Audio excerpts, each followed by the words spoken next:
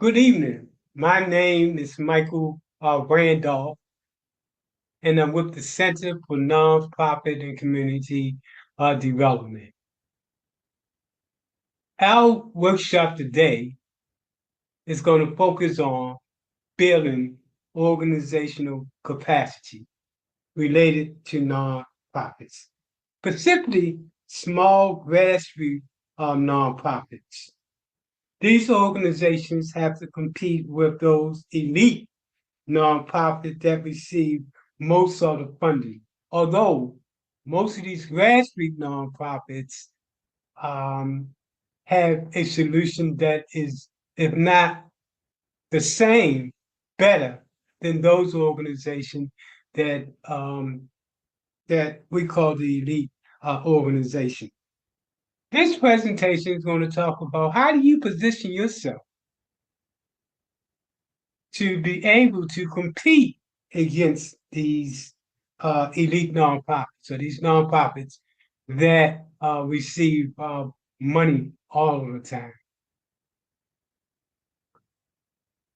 The one key to their success is what we call organizational capacity, having the capacity to actually go after those funding programs.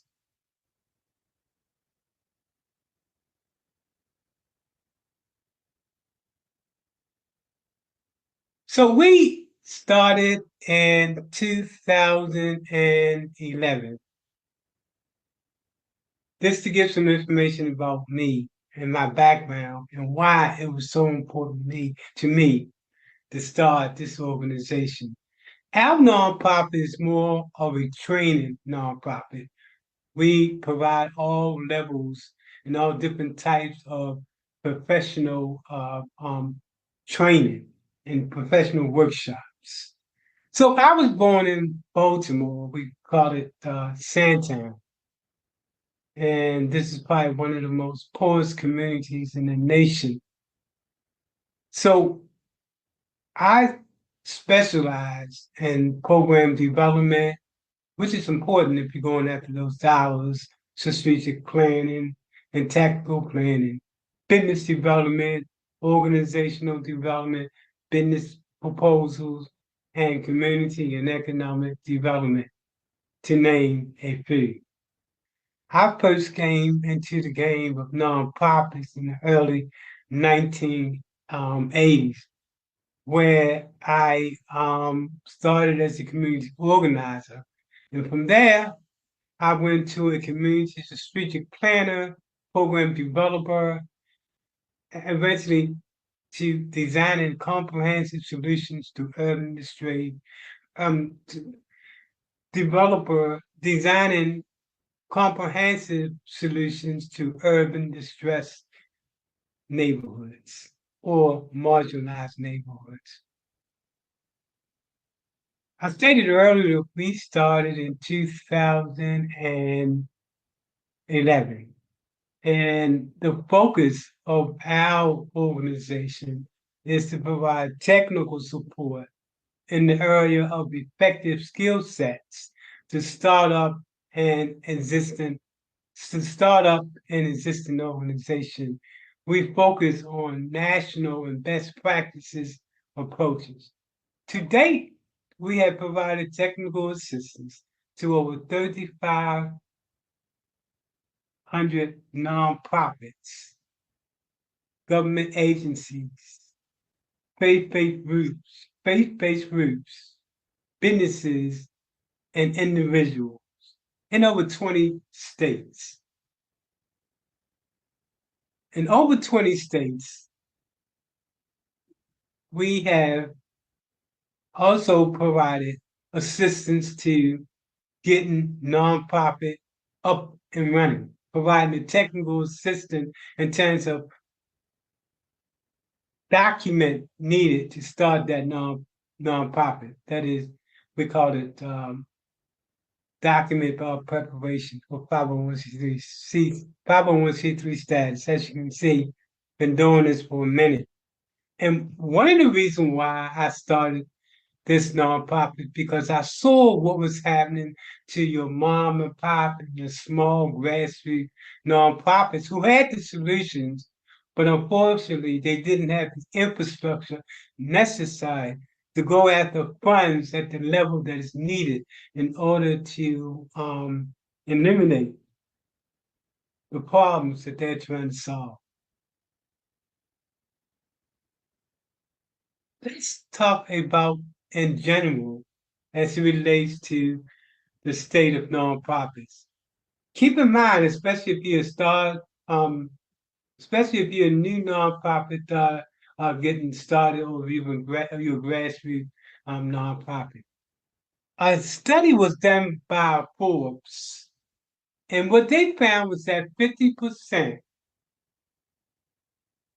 of new nonprofits fail within the first 12 months. That is 50% of nonprofits fail every year within the first 12 months of their operation. Added to that, about 76% of nonprofits operate on a budget of less than $500,000. And these nonprofits that we're talking about related to the 67% is based mostly African American nonprofits. 1/3 of all nonprofits operate with less than $30,000 a year. These nonprofits, when we talk about these nonprofits that are doing the work but not getting the money for it, primarily made up of primarily they're made up of volunteers, and 43.5% of the organization operate without one full-time employee. Keep this in mind. 43% of nonprofits, especially in that less than $30,000 a year bracket, operate without any full-time employee. Add to that, 45% operate with no part-time employees. These organizations, you probably can identify with it, are actually out there doing the work. They're on the ground level doing the work to make the solutions, to bring about the solutions, but yet they're not getting the funding because they don't have the training necessary to go after the dollars. And that's pretty much what we do as well. Now, over 75% of white nonprofits, when you look at the whole picture, have at least one full-time employee. When you look at Black organizations, we're talking only about 17% of Black nonprofits operate with at least one full-time employee. Folks, that's a problem out here. And again, that's why we pretty much came into play to change these numbers and provide the professional training necessary so that your nonprofit can compete with those other nonprofits that are always taking in the money. The organization. What is it that funders look at when they look at an organization? One of the questions you want to ask yourself is your organization ready to go after funding, especially major funding? So let's talk about organizational capacity. I call it the why, the who, the what, the how, and the how much. If you want to be effective in terms of going after those dollars, let's look at the list of things, and this is only a list, it's not everything, that you should have into play.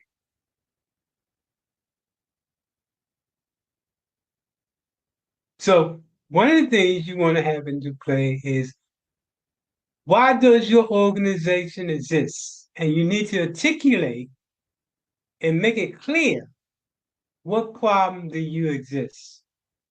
Then you need to be able to tell that story about who you are. That is, what makes your organization uniquely qualified to lead this effort. You want to show at this point, you want to show your experience and qualification or the experience and qualification of support staff that will come on board. The other question is, what programs and activities do you propose to solve in terms of the problem? You definitely want to articulate your mission and your specific program activities. The next question is, and when you're talking about programs, we're talking about your program design. Yeah, look at your program design. One way that you want to look at your program design is by way of theory of change, logic model, and other matrix that you can use. The next question, how will you implement these programs? That is, you have to provide a detail of how your program and project will be implemented. You also need to show evidence-based information about the likelihood of your program being successful. So this is where you begin to talk about quantitative and qualitative research. Then you want to ask the question as to how much will it cost to solve the problem? And what is the cause of ignoring the problem? You need to be able to frame both of those. A key to being successful as an organization is having an organizational infrastructure. For example, your policies and procedures as it relates to your employment manual, your board policies and procedures, your financial policies and procedures, all those policies and procedures that shows the framework in which you operate out of. Then you need to talk about staffing. What staff are you going to need in order to do what you do? What are their qualifications? Funding sustainability is a key component to your success. You will hear us talk about it a lot. That if the only thing you're going after is grants, then you're dependent upon others. We focus on grants slash earn income or operating your own business, nonprofit business. It's a way to stay sustainable. We'll talk about that later. Physical control. How are you handling that money? People want to know what money is coming in, who gave it, and what it was used for. Meaning that you have to be able to account for every cent that's coming in and how it was spent. The other thing is that you want to be able to show you have access to support resources for sustainability. Again, remember we talked earlier about nonprofits and that a large percent of them, or 50%, close within the first year of operation. So you need to be able to have a support resource sustainability program put together. We talked about a little bit about that earlier.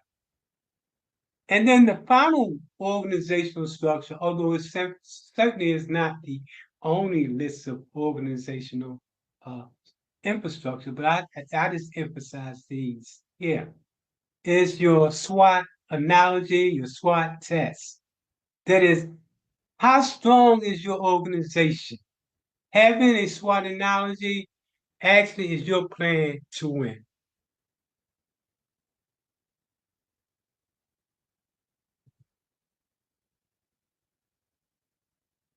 Sustainability. How do you create uh how do you create the capital necessary excuse me necessary to be a strong and sustainable organization? Let's look at those elements. First, technology. It is so key to your sustainability that your organization understand technology. Notice that I put it at the top because it then controls the capital that you need to bring in to your organization. So let's talk about those capital that you're going to need to bring into your organization. The first is called social capital. That is, what partnerships are you collaborative are you getting into? What is your connection with the community? So social meaning that well, are you partnering with other nonprofits and other organizations? Do you have a community buy-in strategy that's out there? So social capital mean everything related to people and other people or an organization. Your relationship with the news media, the faith community, all of these are what we call social capital that you have to have in order to really be sustainable. Financial capital, we all know that you need to have money. You need to have a sustainable funding strategy that you have in place to make sure that your organization is financially around for the long haul. So strategic capital, you have to have a strategic and tactical plan that guides what you're doing and how you're going to do it and why you're going to do it. Then you want to need human capital, experts, tech people that's part of your organization to make it sustainable. For example, if you're doing a homeless organization, you want to have counselors and outreach workers. So you have to have that human capital as part of your organization in order to be sustainable. I consider this one of the most important capitals that you need to put together, and that's political capital. Contrary to population, the politics cover everything. And should I also say media? I should say media as well. Political media capital. If you build relationship with these entities, you increase your chance of being sustainable. One of the things you want to have in terms of, and we talked about the strategic plan, is a 5 year strategic plan. Your project, 5 years strategic plan, and you should have this together before you apply for major grants. And that plan should consist of some of these important parts: your goals, your strategies, your objectives, your objective, your tactics, your operation and methods, and your budget. Let's name a couple of some of the things that's part of your strategic plan.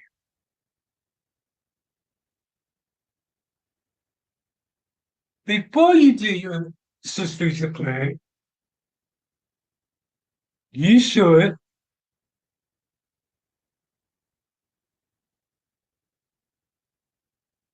put together what's known as a SWOT analogy. Analyze. This is a strategic planning tool used to evaluate your strengths, your weaknesses, your opportunities, and your threats involved in the project or business that you plan to take on. A lot of organizations fail because they don't do this analogy. Normally, you want to hire somebody to do this analogy if you can't do it for yourself. The first thing you want to do And also, if you do this, make sure you let other people look at it. There's experts in the area to tell you how on point you are. Make sure you do this as a small nonprofit. Let experts see it. Ask them to just look at it, give you some feedback to whatever plan or program that you want to do. It's nothing like getting feedback before you actually put that program out there. Now, I did get distracted for a second. Let me get back on point. Streams. When we talk about strengths, we talk about what do you do well? What do your organization do well? What are the unique resources that you can draw upon? What resources can you draw upon? What do others see as your strength? You want to do a survey or get a focus group, do some type of research that um,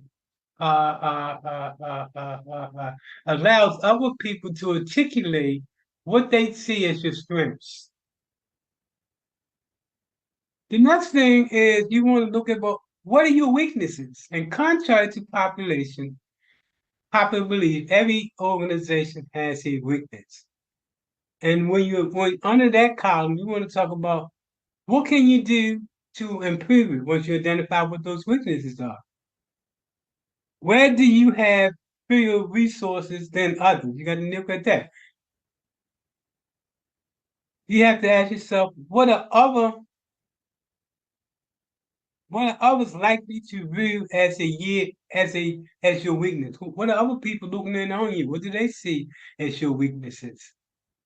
Then it comes to opportunity. Opportunities is the bread and butter of the organization.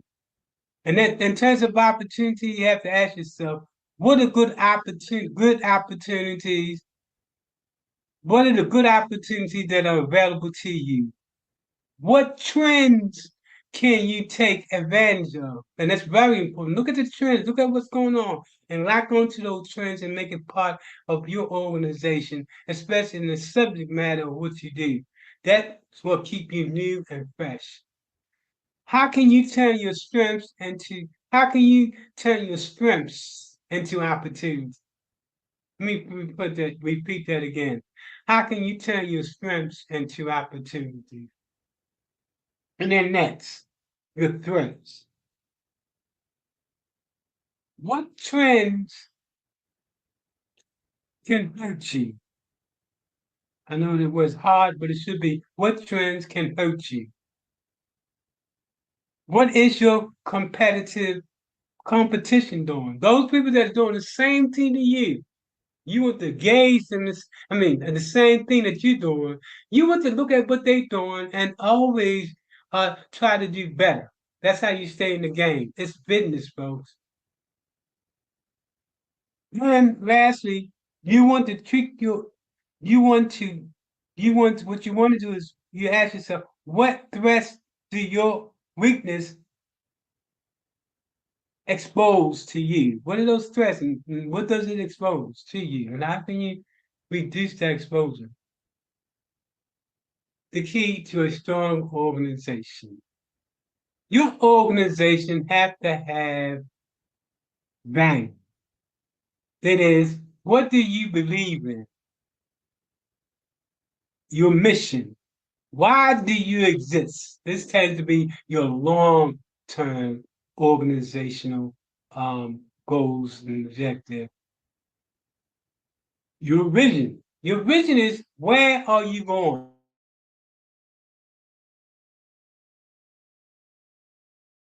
Term um,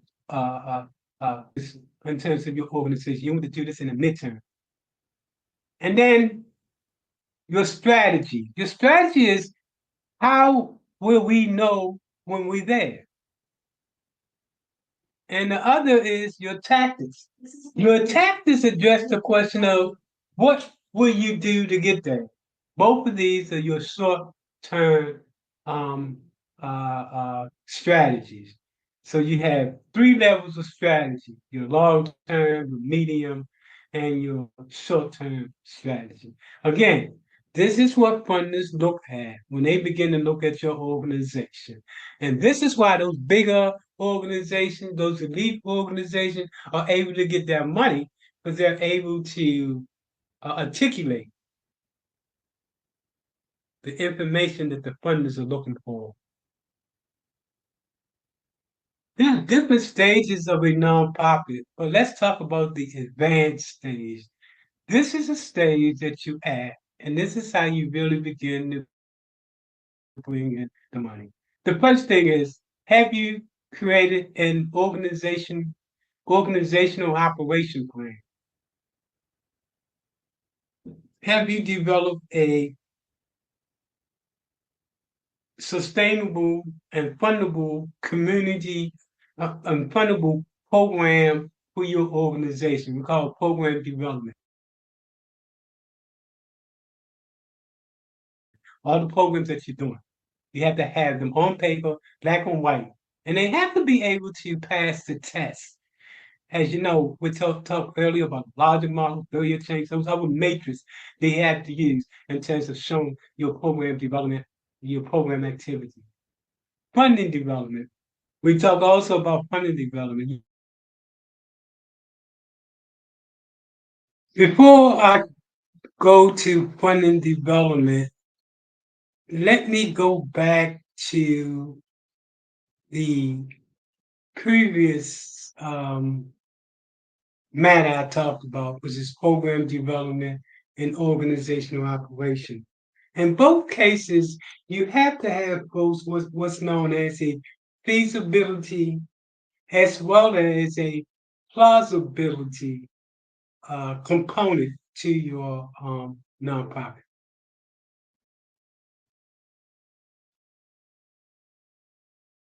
Sustainable funding development strategy in place. And should not only be grants, but also earning income. Because when you got a funding sustainability strategy, you can grow your nonprofit. But in order for funders to give you money, you have to have a financial management system. And this is very important. A lot of nonprofits don't take advantage of this. You have to be able to market your nonprofit either on social media, using artificial intelligence, ChatGPT, or experts in order to market your organization so people so people can know who you are. You need to be able to tell your story in a convincing way that people want to give you funding. And in public relationship, it's important that you have that trust and people know that what you say you're going to do is what you do. And so you have to make sure you got that good public relationship strategy put in place. This is important. Your online presence and visibility. That goes back earlier to what we talked about in terms of marketing. But this is both marketing as well as other components to get your business out there in front of everybody. And again, that online presence can be social media or other forms of electronic um, things that you can use. I should also mention technology, and I don't have it listed here, but one of the most important survival to your organization is having the latest in terms of technology. So that brings us to the conclusion of this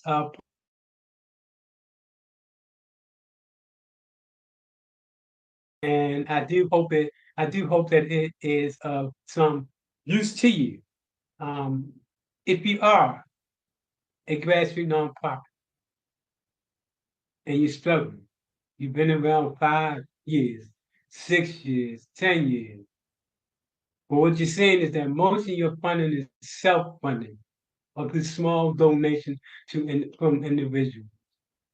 Then let us help you to up your game so you can have that organizational capacity to go for those dollars necessary to fulfill your vision.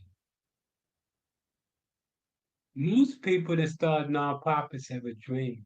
Most people start nonprofits also have a pain. And that pain relates to something that has happened in their life. that they want to start to make sure that nobody else ever have to go through that. Or people that simply are passionate and they believe instead of talking about it, that they want to make a change in society. These people are what we call ordinary people doing extraordinary things. So you can reach us at the two phone numbers you see there or our social media, LinkedIn, YouTube, as well as Facebook. If you want to contact us because you are struggling as an organization and you're really looking at how can you find an affordable way in order to get you to where you need to be at, feel free to cut and paste the how, tell us how we can tell us how we can help you.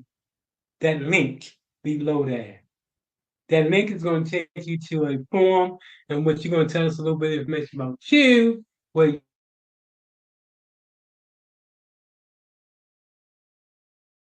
how we can help you. If for no other reason, I hope this has been helpful to you. Our next workshop is going to focus on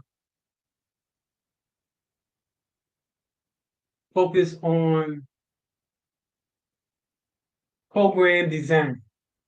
How do you design the program necessary to get funding? What are the different components of a nonprofit? I'm sorry, what are the different components of a program design? And so until that time, please feel free to contact us, and I hope this has been helpful to you. We provide an array of different professional workshops to nonprofits and small businesses, for-profit businesses, in terms of growing your capacity. So I hope this has been helpful to you. Please link up with us, subscribe to us on YouTube, on Facebook, and as well as LinkedIn.